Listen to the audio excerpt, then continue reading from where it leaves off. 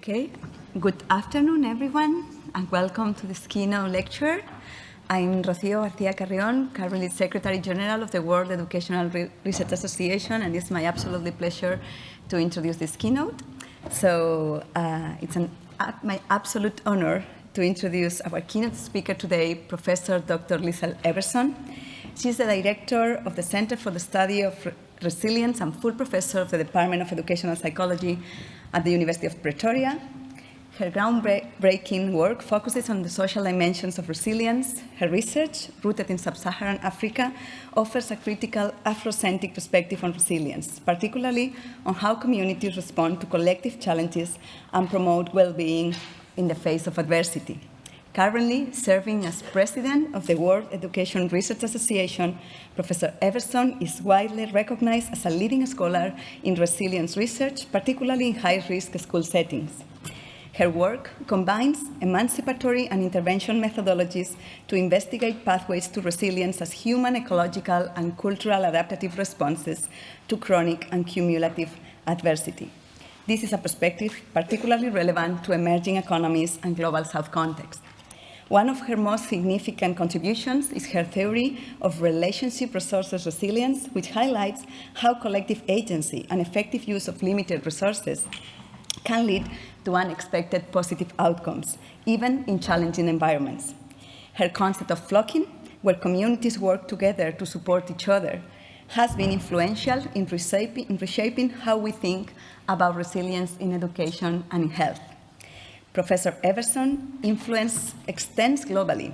She has been involved in various global education and poverty think tanks and boards, and her insights have helped shape policies and practices aimed at sustainable transformation, particularly in the Global South. She has received numerous awards for her contribution and has been visiting professor at prestigious universities such as Yale, Hamburg, Edith Conan, and Penn State. With students, co-researchers as a single authors, Professor Ebersöhn has published extensively with over 100 peer-reviewed articles and several books, and she has been invited to deliver keynotes at major global conferences around the world. She's a passionate educator and mentor, having supervised over 100 postgraduate students, including 35 PhDs. Her work has also had significant impact in East and Southern Africa, particularly in providing psychological care to young people and influencing teacher training and rural education policies in South Africa. Her approach to integrating research, teaching, and community engagement exemplifies how higher education can make a difference and drive meaningful change. Aside from all of this, and I'm finishing, Liesel is an extraordinary woman, colleague, and friend who has inspired me in her scholarship and humanity, through both of which she truly contributes to building a better world. Please join me in welcoming Professor Dr. Liesel Ebersöhn. We are really looking forward to listening to you.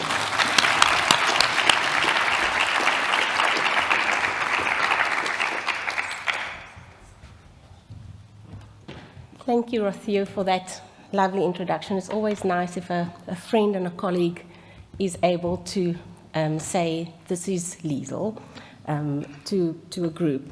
I said this morning, thank you, that I can be here, but this is just another show of appreciation that Wera and Bera can share this platform together and that we are able to share our knowledge with one another. Please allow me also to introduce myself to all of you.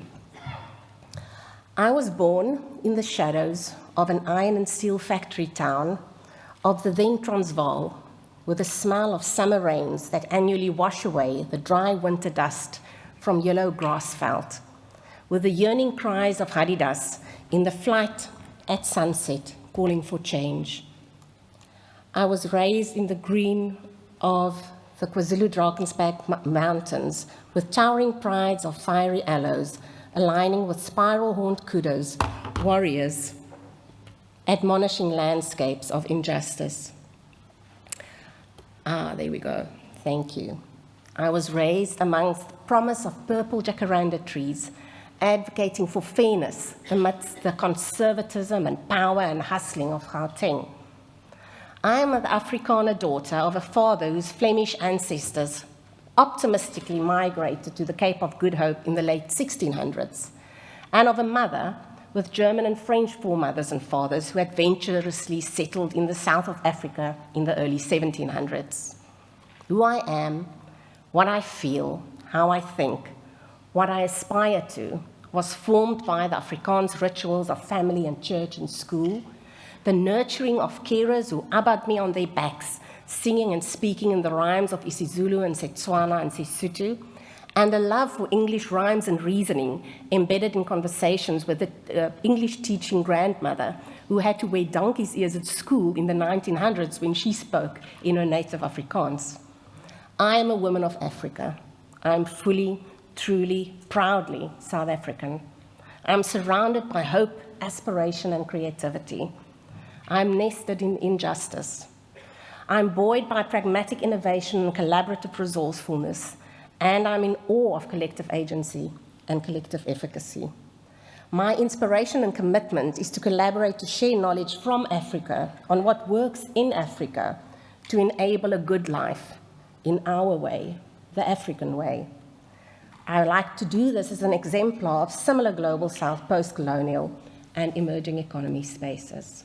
This is who I am, Liesel Ebersöhn.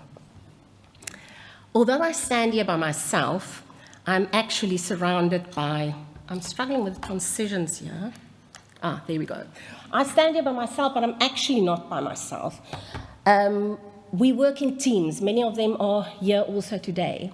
And much of the work that we've done over the last 20, 30 years is what inspired this talk today. And I would like to acknowledge their contribution in the road of generating knowledge together. These people, the researchers, also share in spaces where we collaborate with participants, and we work in a host of spaces in Southern Africa. And it ranges from community halls to faith-based organizations to schools, and parents and teachers and elders and youngsters all contribute to think with us of what quality education means in a space such as South Africa.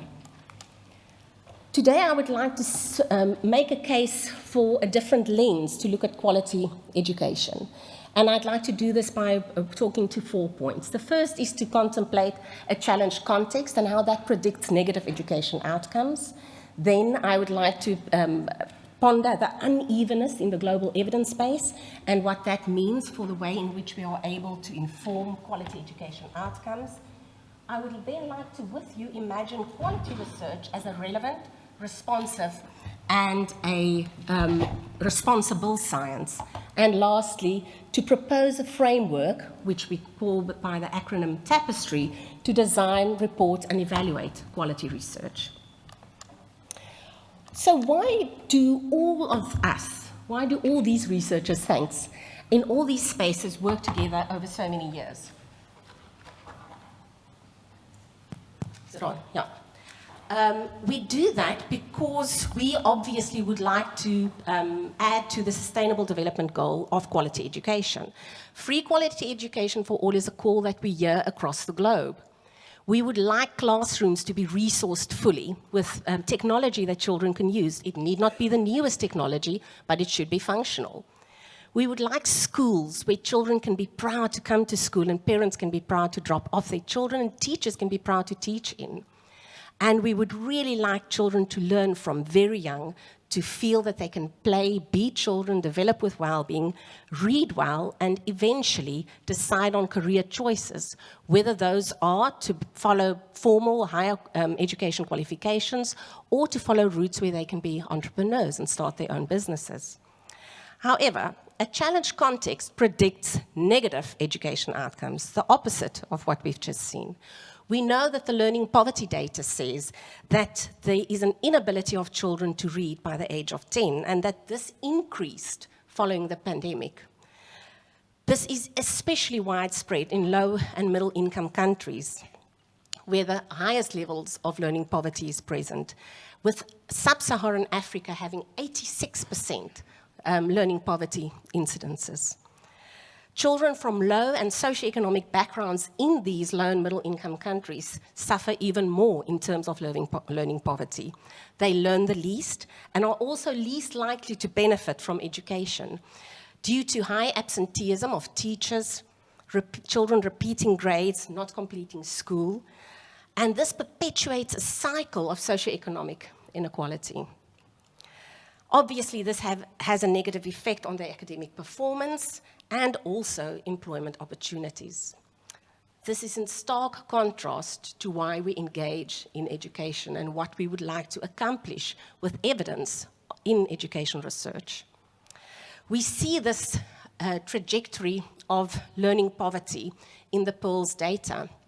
I think my colleague from the Center for Evaluation and Assessment is here, Professor Funke Omadire, and together with IEA and the government of South Africa, we see that part of large-scale studies, South Africa is continuously dropping in our ability to read with comprehension.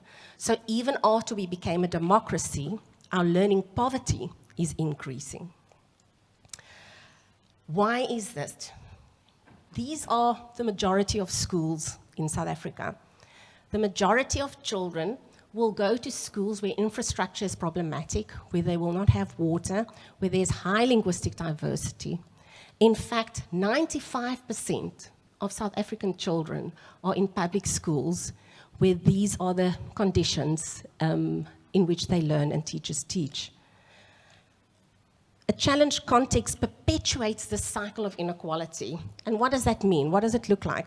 Although we would expect globally that over 80% of schools will have access to water and electricity, in sub-Saharan Africa, only 57% of secondary schools have electricity and only 55% have drinking water. We know that health challenges within school communities mean that children come to school worried about parents who may be ill or even come to school hungry. This is also the case for teachers who may worry about health access for themselves and their families. Across the globe, we know that in rural spaces, the challenge is increased. The classrooms are more overcrowded, there's lower percentages of prepared teachers, and the curricula often is not a fit with the place-based knowledge of a rural space, where the social-cultural identity and the linguistic diversity of learners and teachers are not reflected in the curriculum, in what they hear in the classroom. Besides all of this, we also have the climate knocking on our door. And with floods at the beginning of last year in South Africa, many children had to traverse streams and carry their school books on their heads just to get to a classroom in the afternoon, get across that stream to get back home. There's bound to be an increase of these negotiations that students have to make to actually access education. We know that conflict and political unrest upsets and disrupts the school system, and some of these war and conflict zones we are more aware of than others. We all know that people cross borders to find work and that their children come with them and need to be accommodated into the school environment. So this challenge context then makes us think, well, if we want to predict how to assist to reach quality outcomes, let's look at the evidence base. Let's look at what we know so that we can inform policy, practice, teacher education, and enable quality education outcomes. However, the evidence base is dominated by the global north, in Eurocentric and high-income countries, whereas evidence from underrepresented spaces includes schools in rural spaces, global south spaces, and especially Africa. We saw this in a study that we did, a UKRI SRC-funded study with UCL and London South Bank. One of the publications was on early childhood. And in this, we did a systematic review, sourced a whole bunch of wonderful articles on which to work, but when we inserted the criteria for Global South and the criteria for rural, what happened? We dropped down to a very, very small double-digit number of publications that could tell us how children in rural spaces in a country such as South Africa can be assisted to learn and have well-being. So we have the 95%, 5% conundrum. Publications speak to 5% of schools in a country such as South Africa, evidence we have.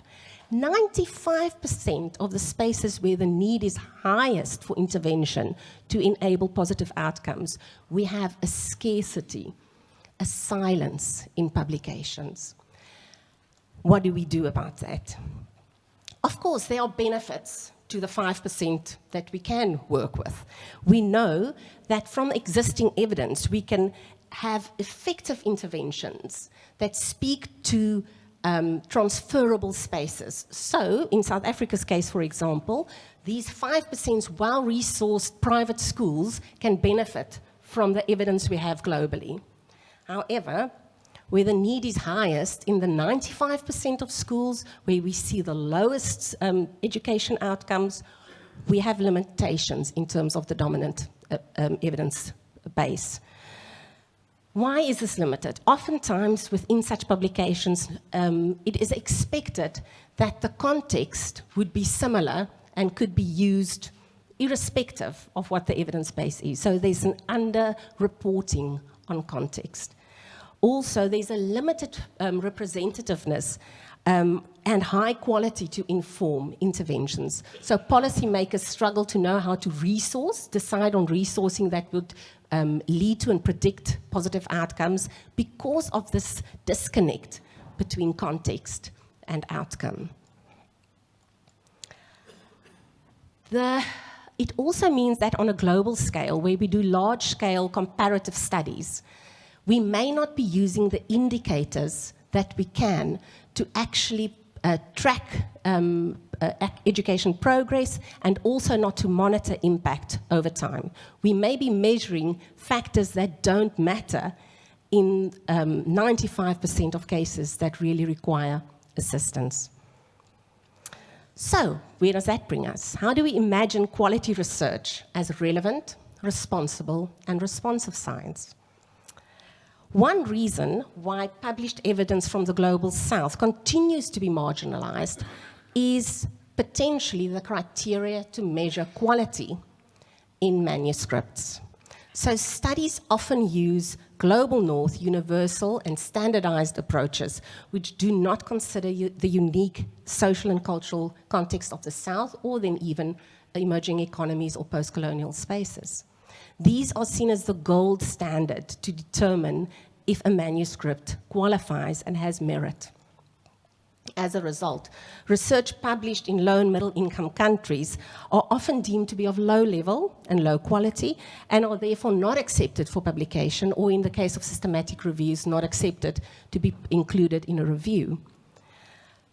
There are wonderful metrics to look at, for example, during a systematic review, if a publication merits inclusion to be analyzed and reviewed.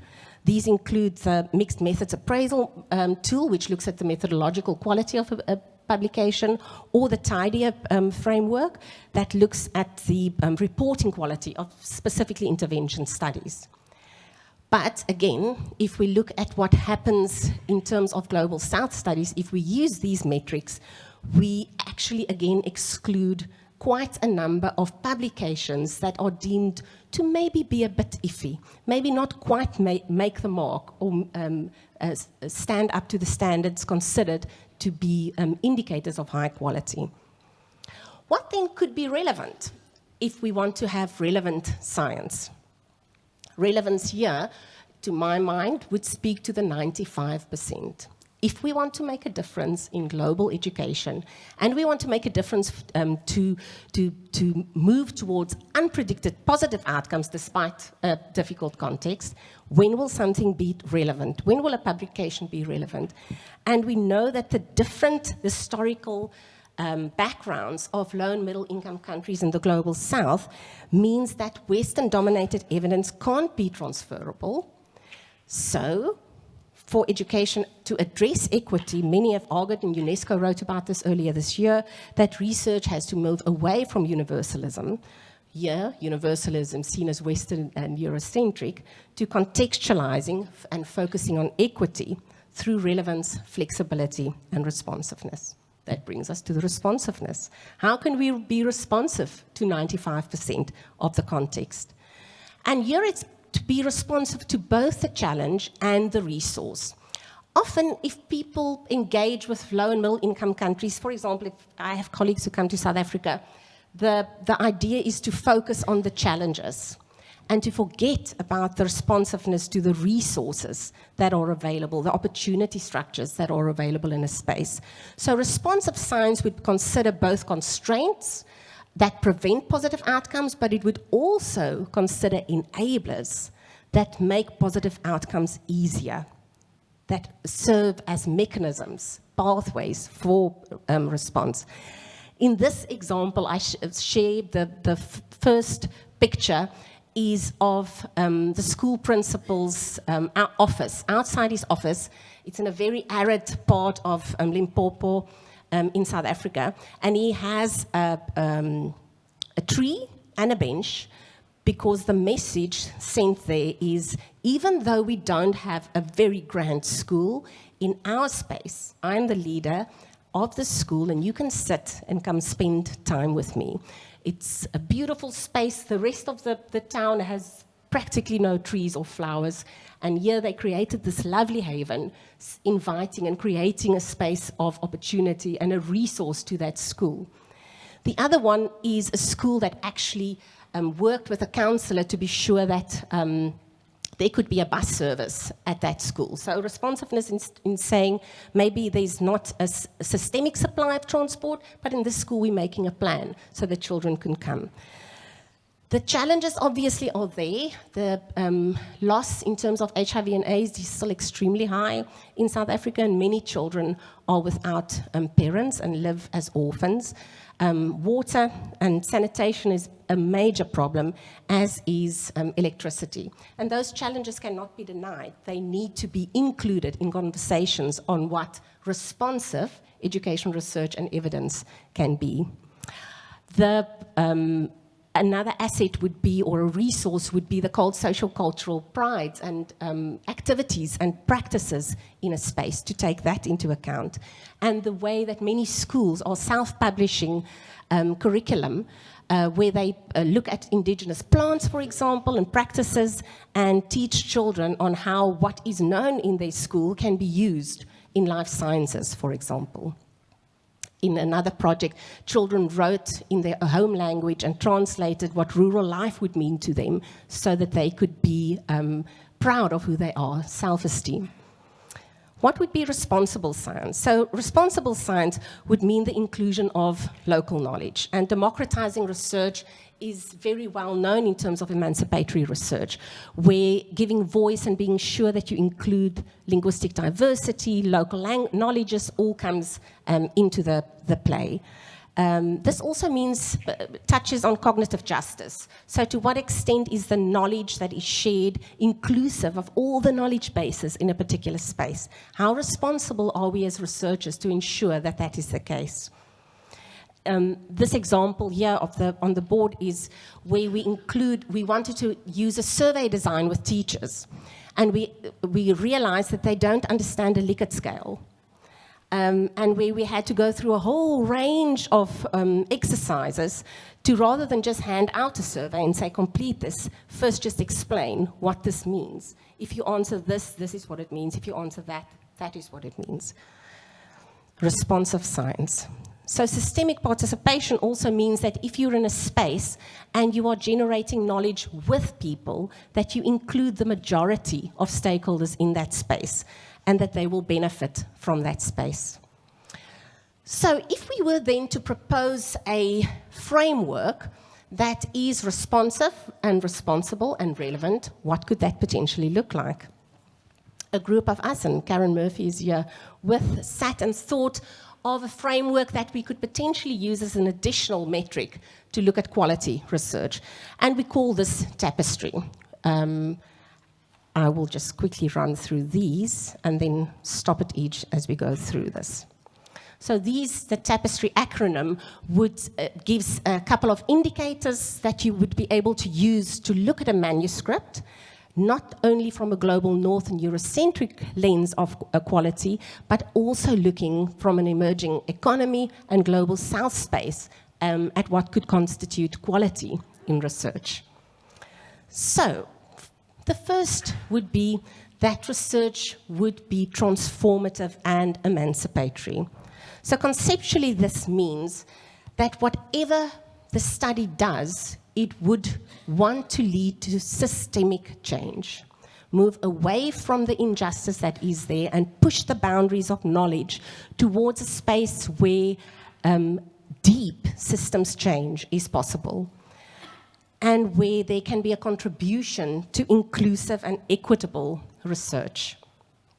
This would mean engaging with marginalized communities, and as we saw in the previous slides, in a country such as South Africa, that would be the majority of the population. It would also mean that for transformative and emancipatory research, that one would recognize the diverse forms of knowledge and marginalized voices. Indicators of such transformative research would be that the outcomes reflect systemic transformation and moves away from surface-level change. Small-scale studies just wanting to have a bit of an idea and write that up would need to form part of a larger engagement that could lead to systemic change. It would mean challenging, like Paulo Freire lobbied for, advocated for, challenging existing power structures, norms, and systems, and to engage bravely with root causes of inequality and social justice.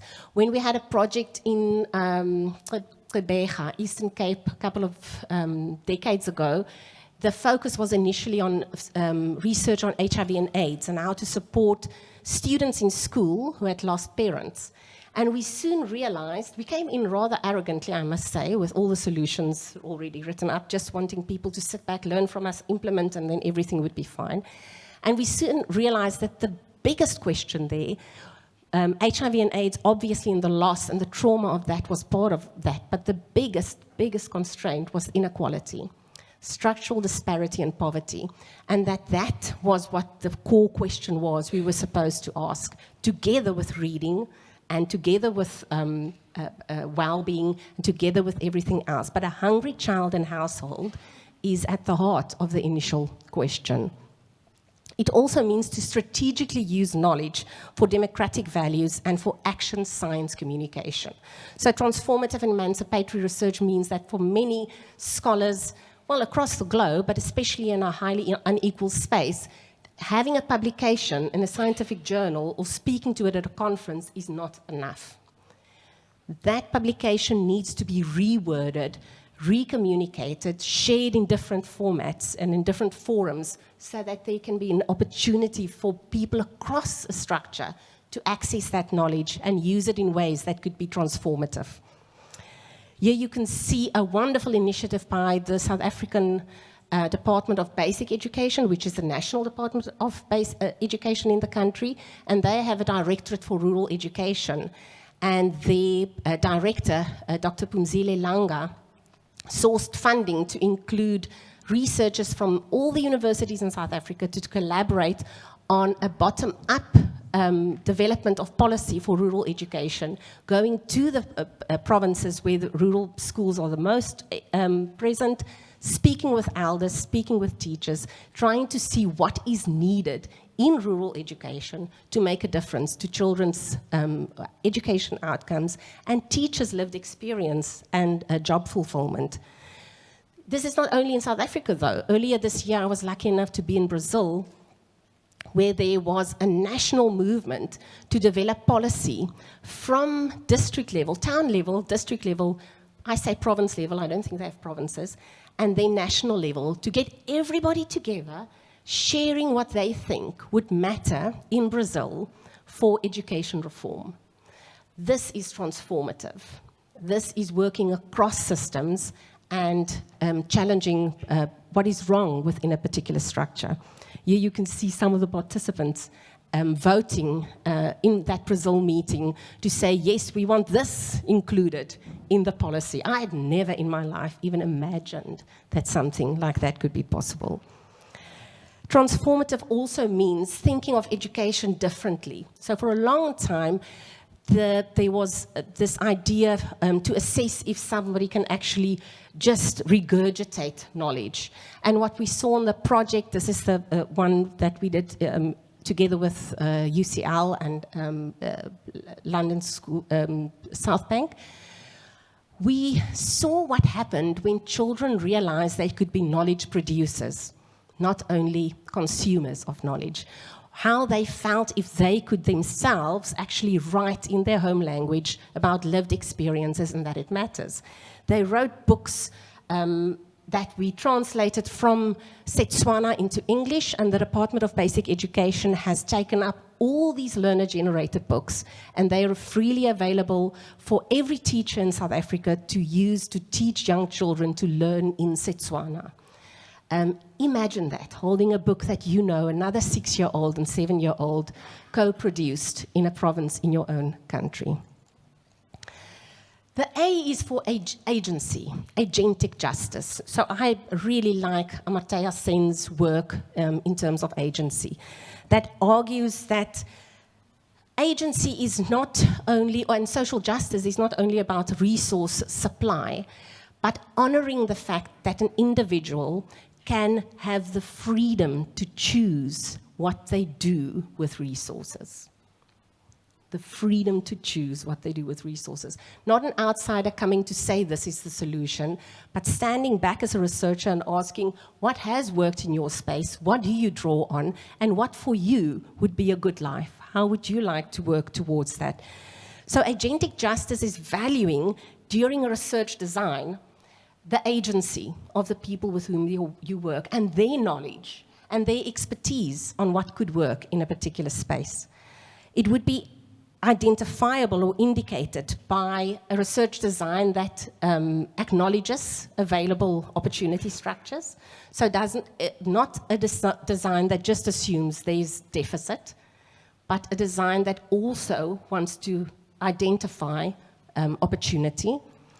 It would be a respect for participant knowledge on how to act in ways that enable them to live in the way that they wish to. Not given a solution as to what that would be, but honoring and respecting that somebody else already knows how they would like to go about. Usually this means a longer type of research process, because you don't come in with a solution, you listen, as we heard this morning. So the core here is the recognition of the freedom of people to choose, to live, and how they will use resources available to them. So this is the example I would like to share of agentic justice. In South Africa, as I said, there's high instances of poverty and also of disease. These are the problems.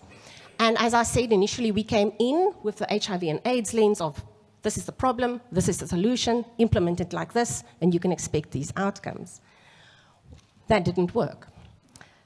What worked was when we stepped back and we used Robert Chambers at Sussex University in the IDS has this wonderful methodology on participatory reflection and action, where you co-generate knowledge with participants and try to find out what they think, one, are the assets, the resources in their space, what would they like to do with those, how would they like to tackle it, and then work out a process towards that end.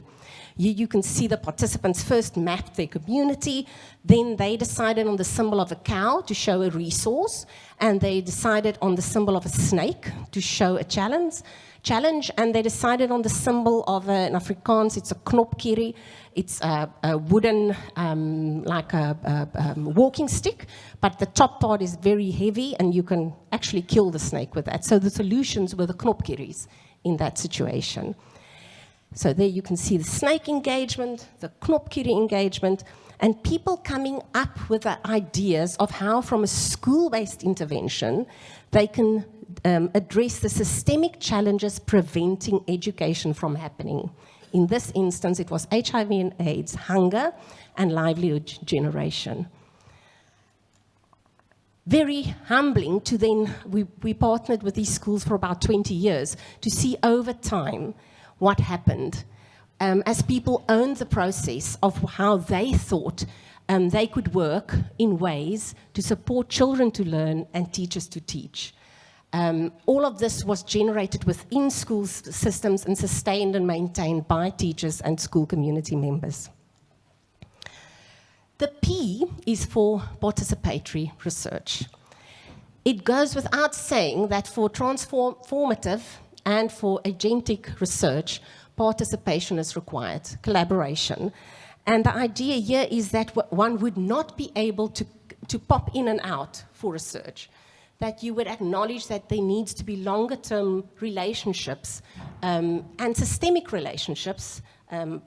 We mentioned some of that this morning, within the school system, but also school community structures, with government, with NGOs, with faith-based organizations, to all participate and share knowledge of what could potentially work in a space.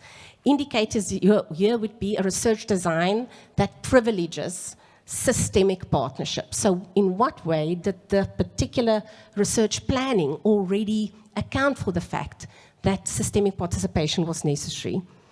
It would include methodology that acknowledges the power imbalance and enable equal research engagement and knowledge generation. So if I come into a space as an Afrikaans privileged woman, I need to become quiet, sit down and listen what in that space in terms of agentic justice is possible, and then in a participatory way decide who will do what, when, and how, and for what reason. Relationships are at the core of participation. This means many, many, many visits of consensus, consultation, and decision-making.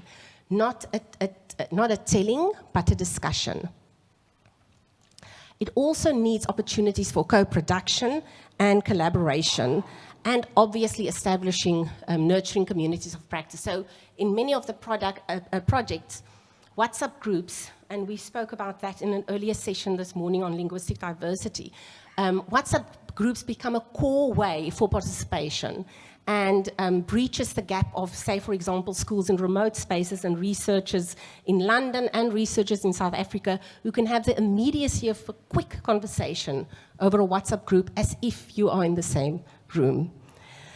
Power and participation means that we, in collaborative projects of this nature, always have sessions where we first give feedback in a seminar to teachers and parents and young people who participated in a conference with us before we go towards scientific publications that matters for us, but not necessarily at that stage for the people who participated. We also include that one day with the, at an ERAS conference was teachers from the Beja schools who presented at the conference. And they were flagships for their whole community in terms of what they could do. The tapestry E is for emic and place-sensitive research. The idea here is that epistemologically we would have justice. We would value the people in a particular place and how they perceive their values, beliefs, and culture. The idea here is to foreground insider and cultural perspectives, and obviously also linguistic diversity. I'm getting so comfortable I nearly spoke Afrikaans. It would also mean acknowledging that local knowledge and indigenous knowledge systems matter for the way in which we generate knowledge. How does a research team plan for that from the onset?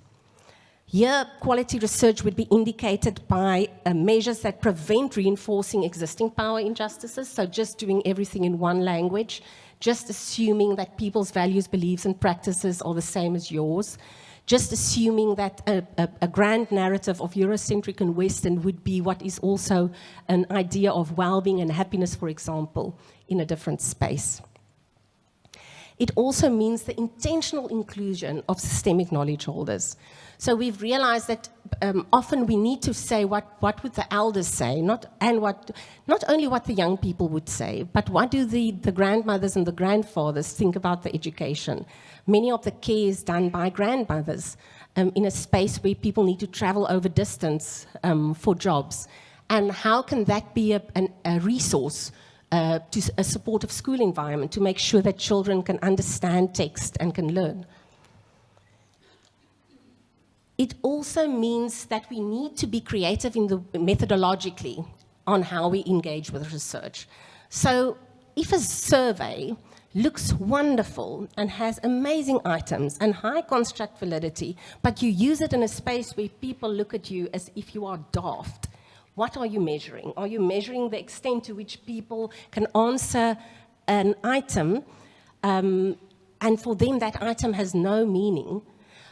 How can we be creative to be sure that we develop items that fit a particular space and place and what people would want in that environment? So we often make use of drawings, storytelling, drama techniques to get to the essence of what a particular cultural understanding would be, and then from that we develop an item for a survey design, to be sure that it's authentic and that we are actually measuring what we wish to measure, given a particular context. Here you can see in a space with those books that we co-generated with children, we went back to the remote villages and shared it during book launches, mini library launches.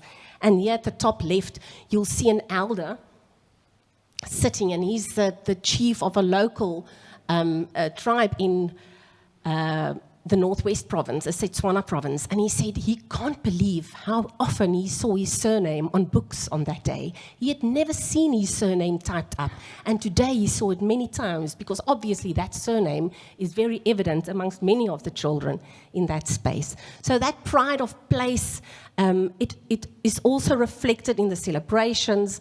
I included here an image of there at the top of 2 baobab trees and graves next to it. And this is next to the school, and it's seen as a very valuable asset to the school, that the forefathers are still valued, and intergenerational knowledge is valued, and it's a place of comfort, not a scary place where you don't go and where that has a negative connotation to it. And how can we make the most of that during education? How can we benefit from those values and include it in our curriculum? The tapestry geopolitical space is one that we see so often when we are in a context like this, and in a Wera context where we come together, where we know that there's unevenness in which power transpired geopolitically. We know that because of colonialism, some spaces have more power and some have less, and that this translates into the way that we generate knowledge, publish knowledge, access knowledge, evaluate knowledge. So how can we, from a sustainability lens, think of the gradients of global development in a way that's beneficial to push education thinking? How can we foreground that the country and region space of a study matters? How can we have that as the heart of looking at a manuscript? Not just looking at a particular metric, say the Tidier scale or the EMAT, but thinking, how can this publication matter in similar spaces geopolitically as where it was generated? Not thinking, this has been found elsewhere, but thinking, why is this maybe slightly different in this case, and how could it be beneficial should it be published? Here, quality research would be indicated by methodological decisions that are cognizant of space challenges and resources, and where researchers from marginalized knowledge spaces are positioned centrally, not as a nod or a tick, but centrally as part of the consultation and decision-making process, and knowledge holders to contribute to international knowledge generation. I love this mantra of sustainability science that speaks to thinking globally and acting locally. I also like swapping it to say think locally and act globally, because I think it's probably circular in the way that it works out. But if we have quality education is a global issue, how it transpires in a space is a local action. It is also the challenges and resources that we can draw on, depends on the local space. So we know all of these global risks impact on education. And we can't, in fact, think of education and the questions we're asking if we don't consider it against the background of global risks.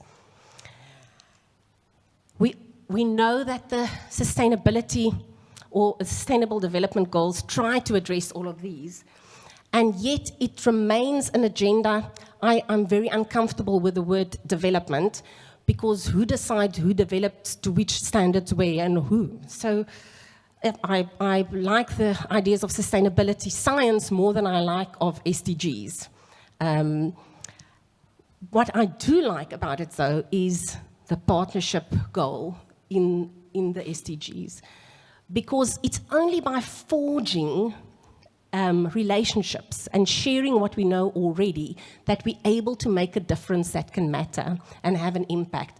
And that's not only researchers, that is people in government, people who live in communities, teachers, faith-based organizations, non-governmental organizations, funders, who can all see the bigger picture and think if we have a project that includes all of these perspectives, potentially it could have better impact. So the idea would be to get all of us from around the globe to look at each other's work in a kind way and to include all of these perspectives in a think global, act local way, or a think local, act global way when we generate knowledge. The trustworthiness point is one that says we are not advocating for wishy-washy research, soft shell research. I have two sisters, the one is an economist and the one is an accountant, and they really can't understand this soft science and how we can actually, as academics, just share our knowledge without selling it to each other. And the soft science is what the worry is, probably, I think, for our group with Tapestry, that people would think, we want to go an easy route on quality. But the trustworthiness criteria would say that we want to safeguard the rigor, transparency, and ethical integrity of a study. We want to use reliable, valid research methods. We want to use the tried and tested ways of accounting for what we've done in rigorous ways in a Tapestry framework. That researcher who sends a manuscript from a space needs to be able to show why they were rigorous and how they were rigorous in the work they did, that their methodology was sound and that their practice was ethical. These are some of the ways that we try to do emerging researcher training, where they can see how from the onset of a research question all the way through to writing up a dissertation, they need to account for the progress of their work and challenge them to think, was it transformative? How? Was there agentic justice in what you did? To what extent was it participatory? Did you account for the space and the emic place in which you were busy with? Did you consider that you're in Africa, in South Africa, and what that means for the questions you ask and the knowledge you generate? And then to document all of that in traceable ways that can show in a report so that another researcher can follow your methods and see systematically what you did. Well, it needs to end with a resilience outcome, of course. I shared earlier that a challenged space predicts negative outcomes. If we seek transformation and emancipation from inequality, we would want that research in some way or another show how the negative outcome was circumvented and how a positive, unpredicted outcome could be enabled. What would be the knowledge that shows that, despite a highly challenged space, positive outcomes, unpredicted, are still possible? So it would mean always investigating both constraints and enablers in any space. Not only what does not work, but especially what works, under which conditions, and how can it be replicated and scaled. How would this be indicated? it would mean, firstly, generating emic conceptualizations of what a positive outcome means. What is a positive education outcome in a remote school in Venda? What is a positive outcome in an inner city school in Johannesburg? And then use those outcome conceptualizations to indicate if people progress towards that. Maybe everybody does not want to be a highly powered businesswoman with a multinational company with the best new AI. Maybe for some people, the education outcome is different and the well-being outcome is different. So first we want to know if people also aspire to what we think should be a positive education outcome.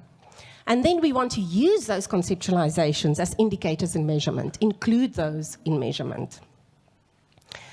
So to complete this evidence tapestry, to promote quality education, the Case Kamma project is a tapestry project in South Africa, and it's a group of women in the Eastern Cape who all use tapestry in the way we use research.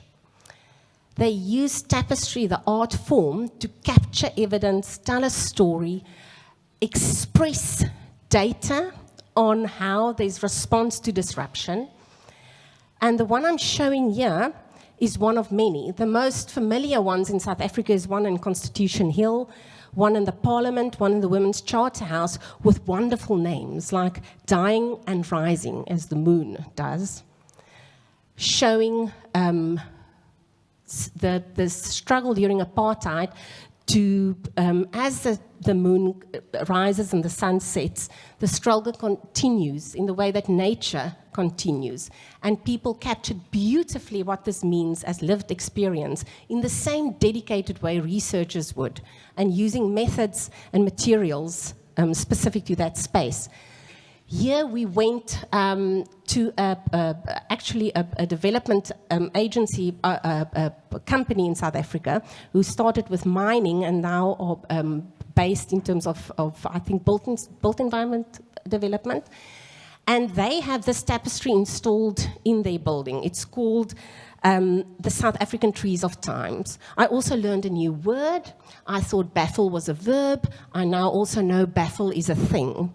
So they showed us these baffles that hang, and on each baffle, on double sides, trees, all indigenous trees from South Africa, are illustrated to show the way the connectedness of people with place and the way that change happens, but the connection between nature and people are everlasting, and also a source of inspiration and motivation. It was led by a particular woman, Veronica Bettani, and a group of local designers, and then 70 women who all shared their expertise on embroidery to capture these images of life over time, a bit like a research team. PI, conceptual collaborators, field workers, participants, all coming together to use what is available to capture a moment in time and give evidence of some thinking that potentially could matter, but captures, documents a particular question and frame. So throughout this presentation, I used images of tapestries from the global north, global south, east, and west, because we are familiar with research, and yet we do it somewhat differently. But it's in the beauty of when we capture all of this together that we actually see portrayals of life that matters and that get a life of its own. Each research project, each article becomes a little artwork, a tapestry of a particular case a researcher or research team wanted to build. This, to me, is the Global Knowledge Project. So what I wanted to make a case for today is that global challenge requires global evidence.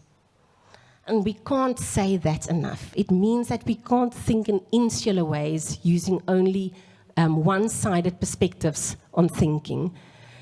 We know, however, that currently the knowledge base is skewed and somewhat exclusive. So, if we wanted to expand this global knowledge base so that we can address global challenge, Maybe we should resist exclusive global north lenses to measure quality. Maybe we should venture to different pathways and consider other options in order to increase the number of quality research and publications from underrepresented global spaces. And maybe one way of doing that could be to consider including standards of quality from across the globe, not only from one perspective of what that entails. Global knowledge bases on diverse contextual and cultural variables that constrain and enable education can only help us to do the first point, to address the first point, to actually address global challenge with global knowledge. And once we have local perspectives on conceptualizations, we can include those in large-scale studies. So the intent is not to say that large-scale comparative work globally is not necessary. It's to say that if we know that polls shows us there is a problem, for example, with reading with comprehension, once we know that, so what? What do we do with that knowledge to be sure that we can support children to read with knowledge across the globe? So if we are able to have more studies from different spaces of the world, we are able to broaden our base conceptually, include that in metrics to measure comparatively, and have broader knowledge to inform our decisions for quality education. Thank you.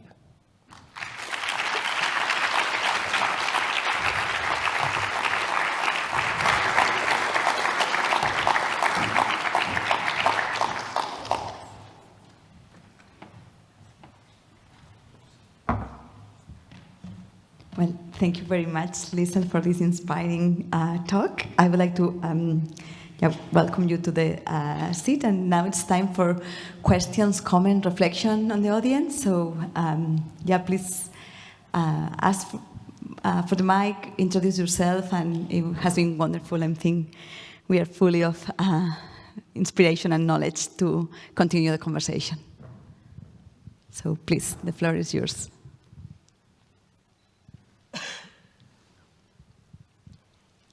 Yeah.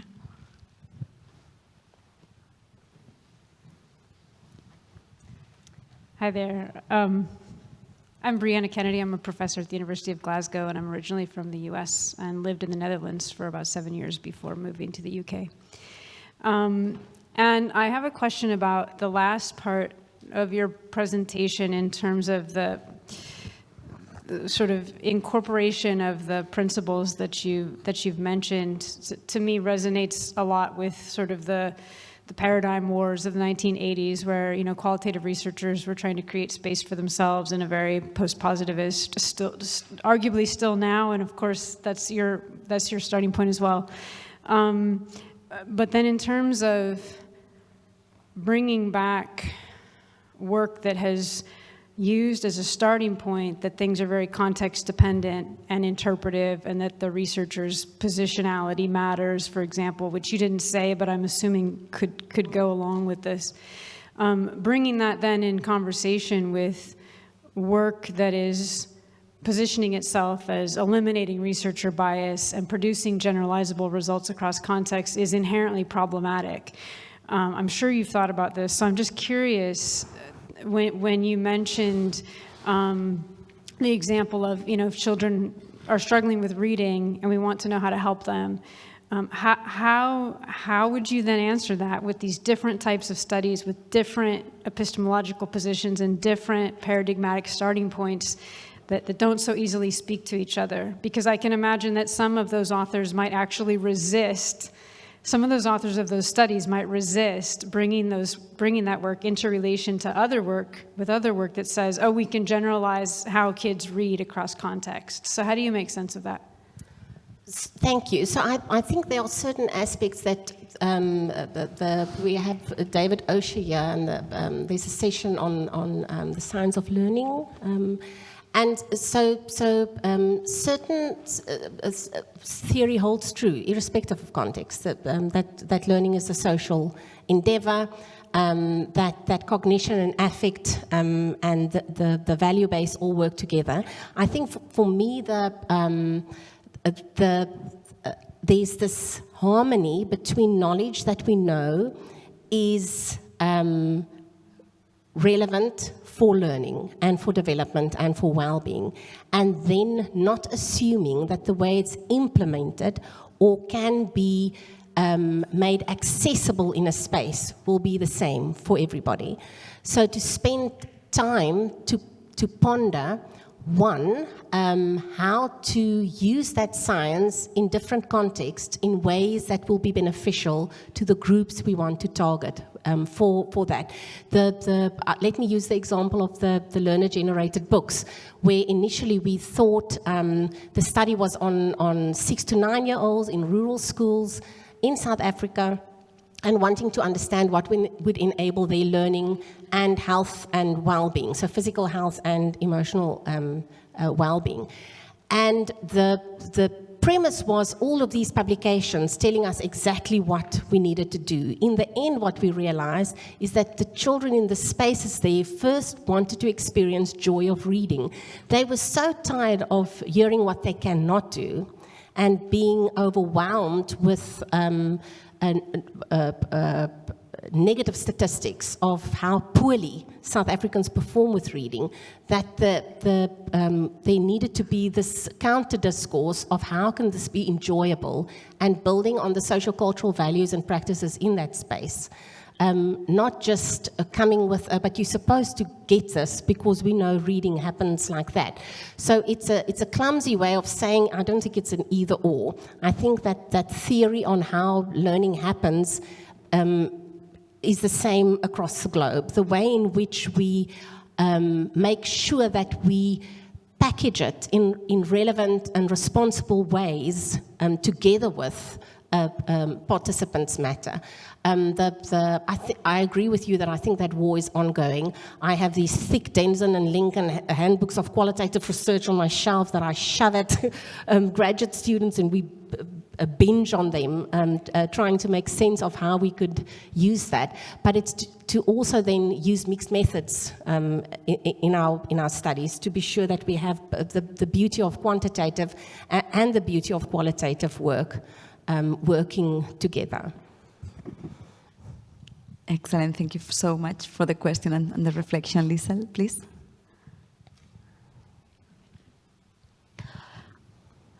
Hi, my name's Angela Arnott. I am based in South Africa, but most of my work is working on the continent, and I do a lot of work on the knowledge, innovation, exchange, particularly in the area of data. And thank you for a beautiful presentation. It was extremely interesting. I just wanted to kind of like reflect a little bit on my experiences, particularly with respect to data. You know, I picked up on the whole point of the trustworthiness and the accountability that one is promoting through this new framework. And I love the idea of the co-development and co-collaboration, particularly if you're bringing ministries of education on board, because they are the ones who are going to do the big system transformation. Yeah. And it's not necessarily the small communities in the communities you were talking about. But, you know, and also in terms of the issue of sustainability, the importance of bringing your key primary kind of decision makers on board with that.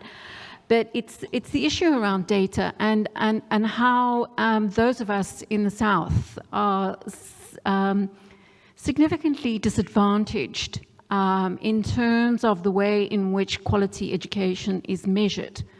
You know, there's a whole bunch of SDG indicators which are highly controversial in many ministries of education in Africa, and they're not very relevant. Those indicators, there's not enough engagement with those of us in the South as to what is an important indicator measuring quality education.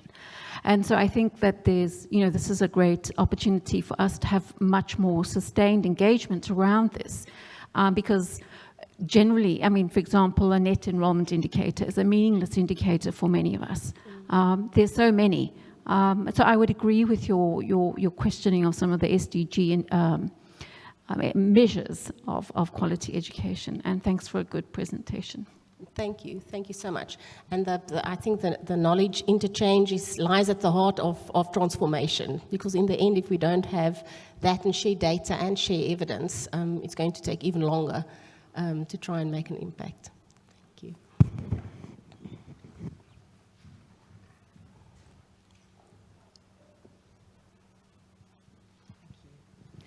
Thank you very much. That was a really interesting presentation. Thank you. My name is Sally Elton-Chalcraft, and I'm a Professor of Social Justice in Education at the University of Cumbria. I understand that we should evaluate differently, and I agree with you entirely. And I loved your tapestry. I think that's really, really helpful, and it's something that I will adopt, certainly. But I'm just wondering, is the learning and development and well-being not reliant on Global North standards themselves? Do you see what I mean? So, you know, is the Global North, are the Global North values kind of part and parcel of what we're trying to evaluate anyway? And so should we be also decolonizing the actual concept of what education is? Yes.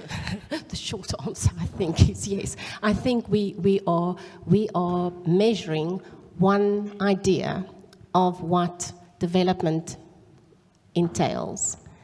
And a strong question that drove our thinking with this alternative framework is to say why.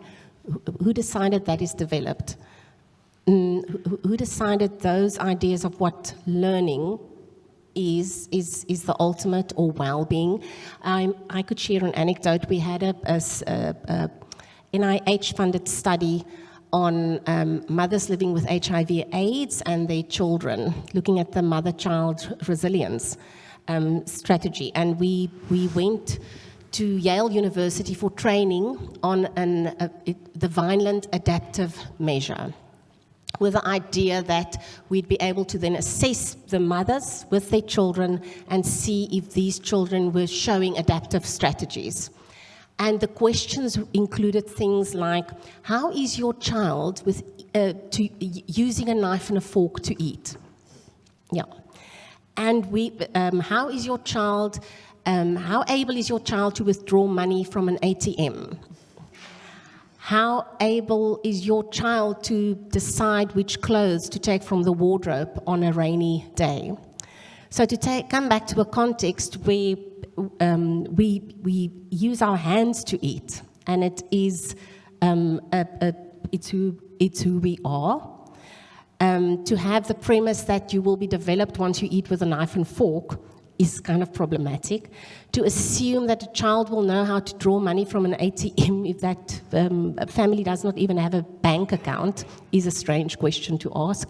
And to think that adaptation would show that a child can go to a wardrobe and pick clothes if they only have one set of clothes, depending on the weather, is not relevant or responsive to that space. So I think your question cuts to the very heart of a problem when we think of positive outcomes and who decides what constitutes that positive outcome. Ooh, I think we have somebody visiting. Maybe it's an ancestor.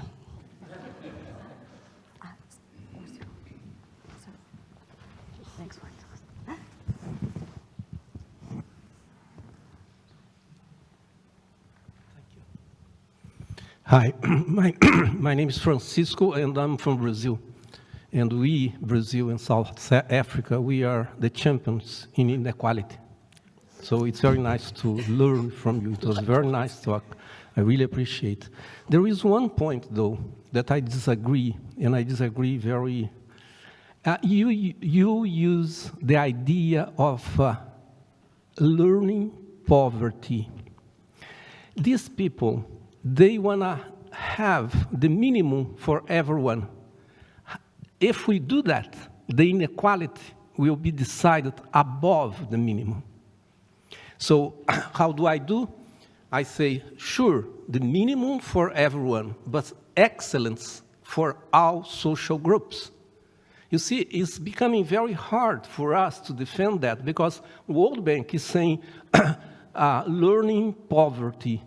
I mean, and this is so attractive. I'm against poverty, but I'm also against inequality. Yeah. So I was following your thought, and then I said, well, she is very much, she's concerned with inequality, not only with the beginning. Yeah. I'm sorry. No, please. Yeah.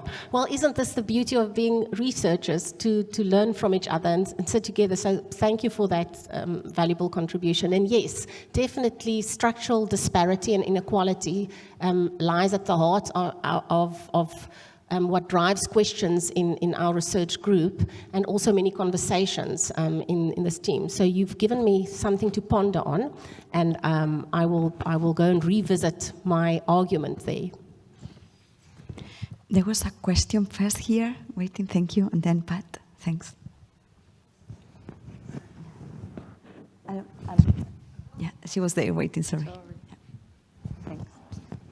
Thank you very much. First of all, my name is Cristina De Becchi. I'm from the University of Northampton. First of all, thank you very much for your presentation. It was very interesting and a very interesting framework.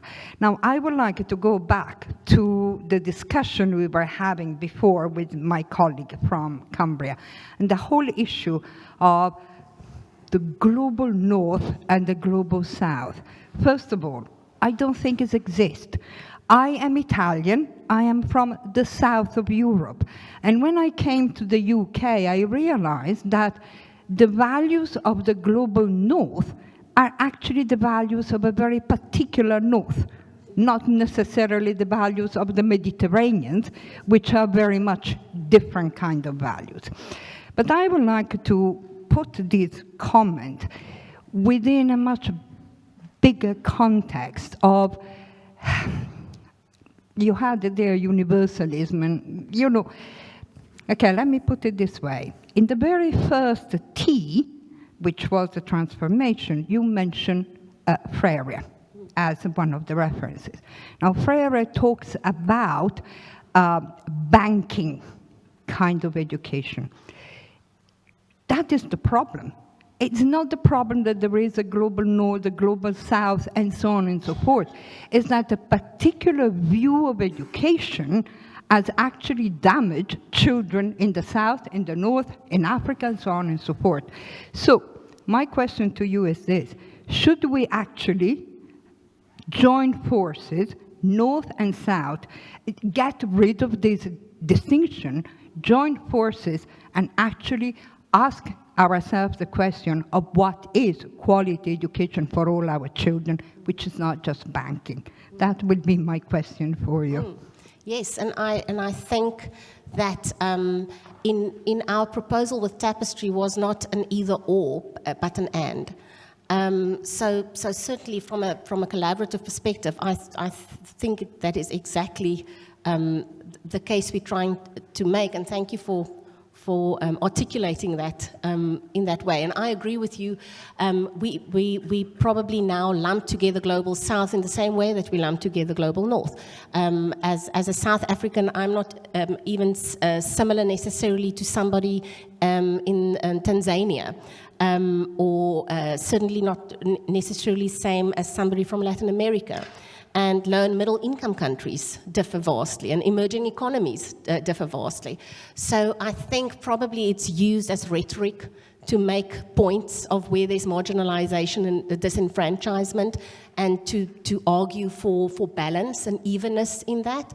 But ultimately, yes, it would be through collaboration with, let me do a WERA pitch, through an organization like the World Education Research Association, where we come together and say, as scholars from all of these spaces, what can we do together to challenge what we think quality education is, and what could work to enable quality education? Thank you for that. Thank you. Pat Alexander from the U.S. I know you, Pat. I know you do. I just wanted to, I don't have a question so much as a reaction and response. this was moving. Your presentation was moving to me. And I'm a person whose research focuses on learners. I want learners to live the life of joy of learning. And I see in those faces of those children forging the river, holding their clothes in order to get to school. I think of the people I teach at the university in Washington, D.C., and I don't think they would forge across a puddle some days to get to school. And the idea of not having books or bathrooms and all, they wouldn't know how to function. I see in those children, I see in your faculty, I see in the people working with those, an immense amount of resources and joy of learning. And if that could be bottled and sold, I think the world would be better off. So thank you. That's all I have to say. Well, thank you. If you come to South Africa, there's bottles and bottles of that.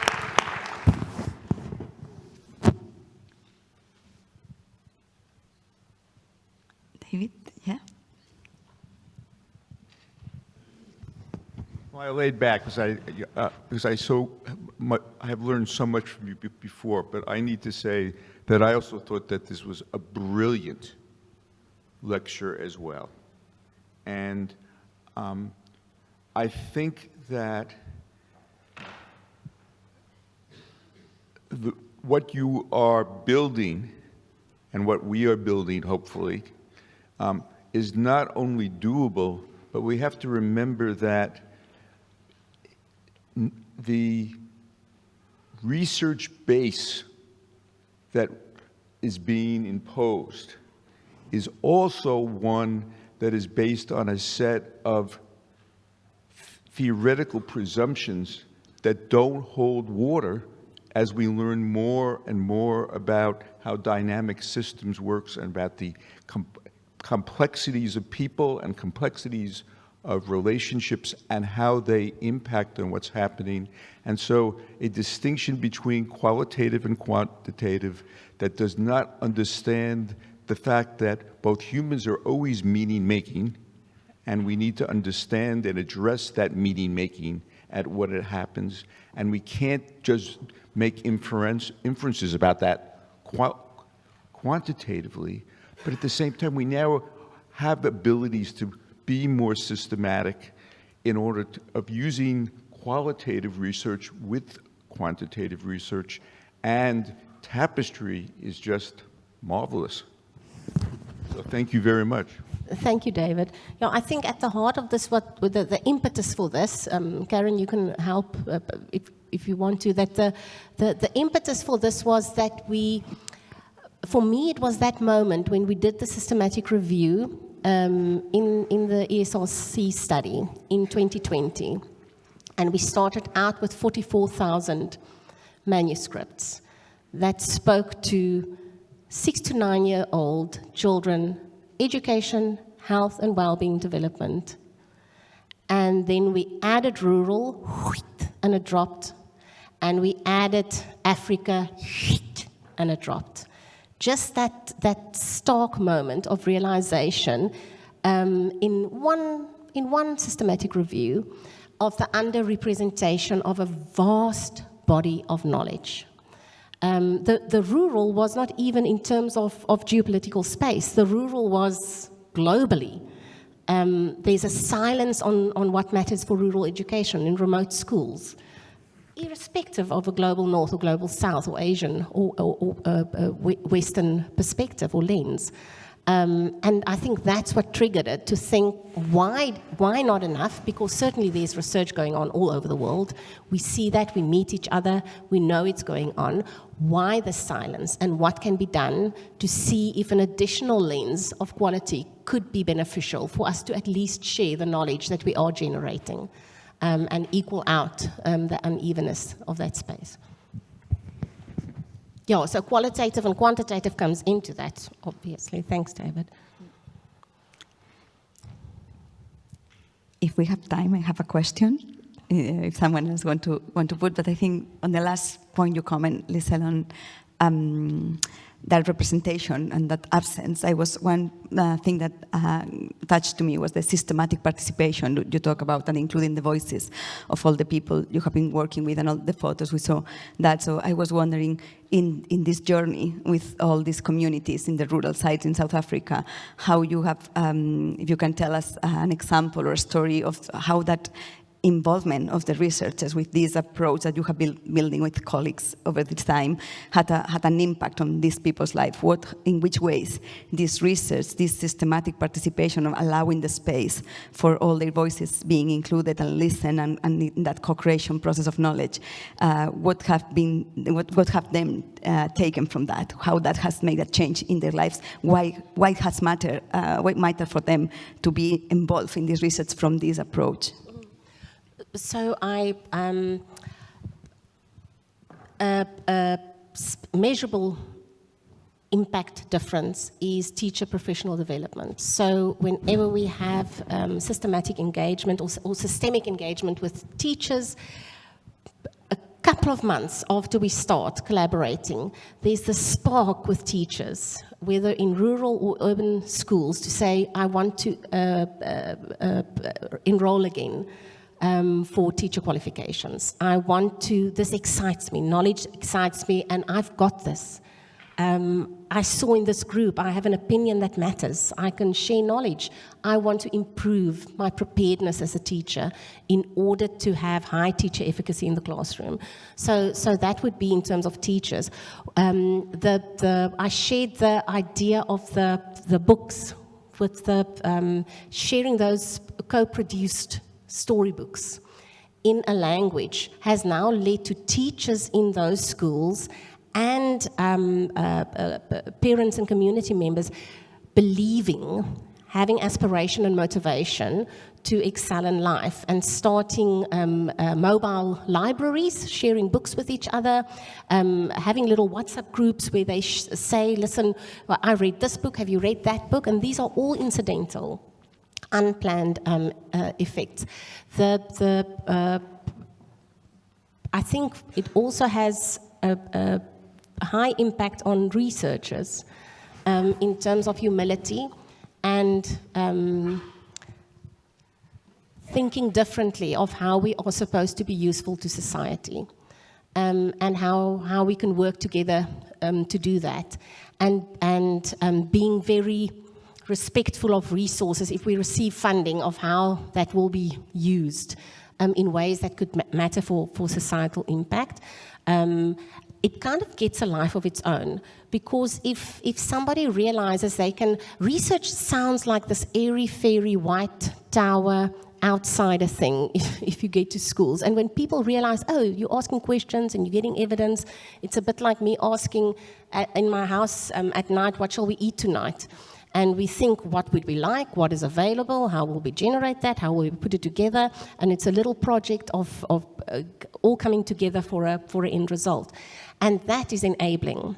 Once people realize that they can do little action research projects in their school, use lesson study, for example, to share knowledge with each other, all of that leads to unintended positive effects. Thank you so much. We have still some minutes for another question, or a couple of questions, please.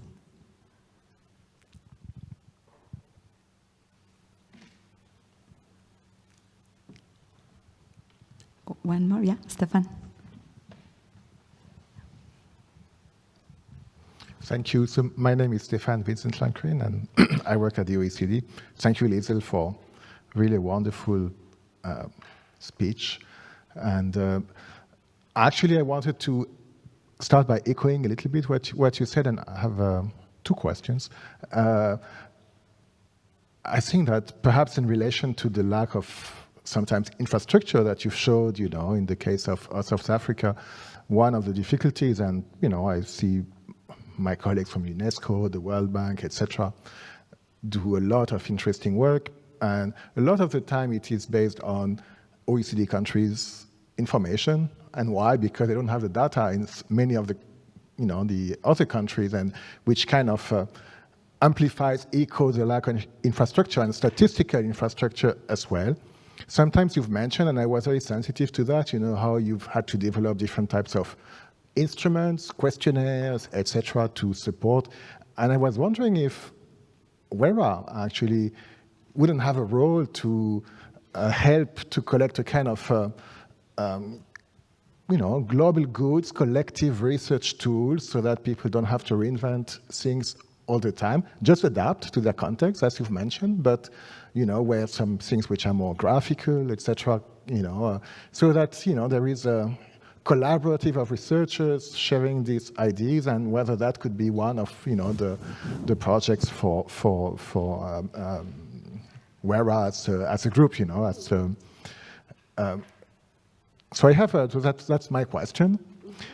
The second one is a bit more critical and I just wanted to hear your views on that, because in fact when we start saying, we want to have different norm standards for different types of people, so in fact that's already what we have, we have the education for the slums, and then we have the education for the richer people, and then if everyone is happy with their education, is it okay? Is it their values? And so I'm always a bit uneasy with saying that if people are happy with what they have, let it be, and perhaps who are we to say that they could get more? Because in some ways it seems that it is sometimes what we already do. And so I wanted just to have your reflection on that. So I'll start with the last one first. I think that the challenge is to acknowledge that conceptualizations of well-being differ, and that often what we measure is one-sided. So the idea is not to argue for a kind of patriarchal ceiling approach to if you're happy paternalistically, you be happy, you carry on. You don't know maybe better, and if this makes you happy, that's fine. It's rather to say that how is that conceptualized? How is that well-being conceptualized? And in the metrics we used, is that conceptualization accommodated?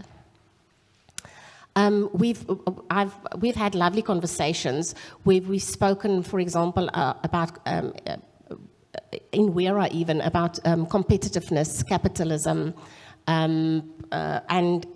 or collective gain. And there's differences in opinion of what the end point of well-being could be. So if you look at well-being measures being used, mostly it speaks to independent, competitive notions of well-being. One person being successful and living happily, rather than collective notions of a group being working together to have a collective gain. So I don't think the idea here is to say, let's just everybody be happy with the little happiness that they can have depending on their level of income, but rather to say socioculturally, there are different values and beliefs of what happiness or well-being entails, and to what extent do our practices in education enable and applaud and reward those spaces of well-being. So that's in the first one. The second one, I thoroughly believe that I like low-hanging fruit. What is available and what can be used in ways that can matter. So we've often used available scales and measures to look at particular types of questions that we ask. The problem is sometimes that we just go through motions, that we use a measure that works well across the globe, and we have results in a particular context, and in the end, you are left thinking, why did we even ask this? Now that we know that, how is it improving the conditions and the practices in a particular space?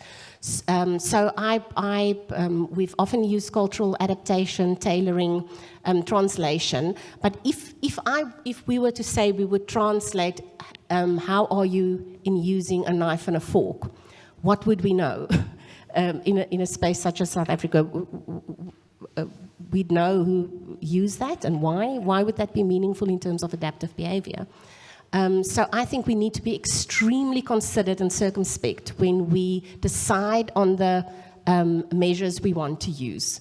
And not just decide if it's developed in the global north, it can't be relevant in the global south, because that's not the case. But be brave enough to say that particular item just does not fit what we want to do, and we need to spend some time in maybe developing, I'm stuck on the well-being one now, well-being items that would actually give us a true portrayal of what we want. So yeah, I think that the collaboration could work well, and if we picked one of the OECD measures and try to see if it could matter for the 95%, not only the 5% that's comparable to a particular population, that would be wonderful. So thank you so much, Liesel. It has been wonderful, such a treasure and joy for us to have this wonderful keynote.